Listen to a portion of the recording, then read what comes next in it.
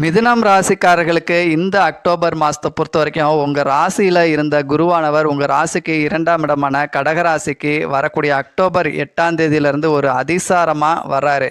கிட்டத்தட்ட ஒரு 40 நாள் இந்த கடகராசியில் இருப்பார். ஸோ இந்த காலகட்டம் அப்படின்றது என்னெல்லாம் பண்ணலாம் என்னெல்லாம் பண்ணக்கூடாது அப்படின்னு வரப்போ தொழில் ரீதியாக முன்னேற்ற நடவடிக்கைகள், அதாவது தொழிலை ஒரு அபிவிருத்தி பண்ணுறதுக்கு என்ன விதமான நடவடிக்கைகள் தாராளமாக எடுக்கலாம். அதே மாதிரி ஒரு லோன் எதுவும் எதிர்பார்த்துக்கிட்டு இருக்கீங்க அப்படின்னா நிச்சயமாக அது சேங்ஷன் ஆகும் அப்படின்னு சொல்லலாம்.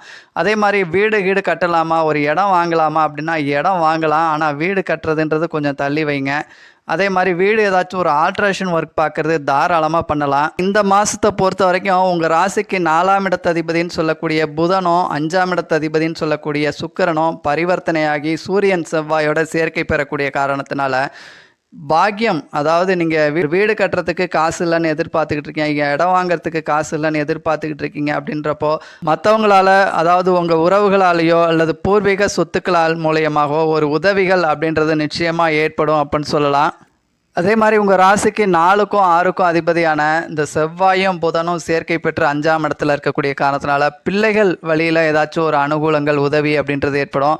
ஒரு சிலர் பிள்ளைகளுக்கு பேர்லன்னு ஏதாச்சும் ஒரு சொத்துக்கள் வாங்கலாம் அப்படின்னு நினைக்கிறேன் அப்படின்றவங்களுக்கு உங்களுடைய எண்ணங்கள் இந்த மாதம் ஈடேறும் அப்படின்னு சொல்லலாம்.